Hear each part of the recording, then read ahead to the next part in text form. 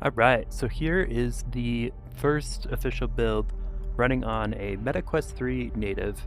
And so I'll just do a quick walkthrough of this space. Um, the spaces themselves, though we have made quite a few updates to them, are not really shown here on this build, so I won't focus on the tools or anything. But just going through how all of this is rendering and working well. Um, so with the apartment, we do have, of course, a working door interaction. Oop, there we go. And then there's a weird collision there, but um, then the lighting in here has already been fixed, so don't stress about that. But and then also adding in interaction for like all of these objects has been added. We've moved the evidence to the correct places.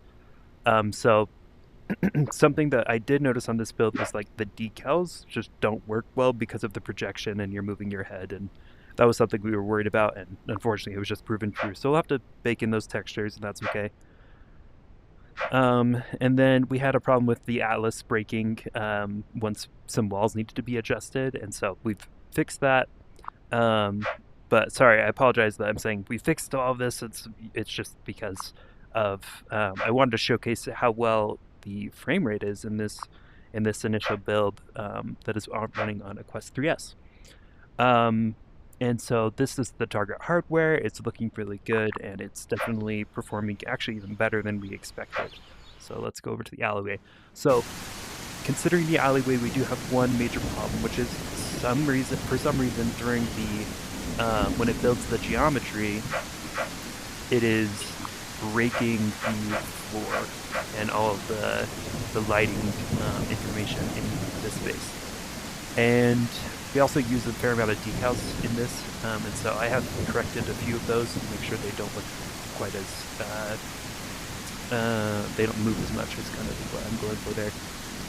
And so right now everything looks like the geometry has been enlarged for some reason, and then it also moves when I move my head.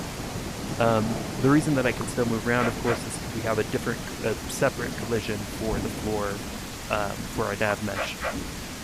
And so, anyways, just going through the concerns that we've been dealing with and that we've been diagnosing, this is the major one. There's a lot of problems in this space that we aren't sure why it's happening, and a lot of things we need to fix. So that's next week's sprint, is just understanding what's going on here for myself, and understanding what is going on. So yeah, that's the progress so far for our capstone.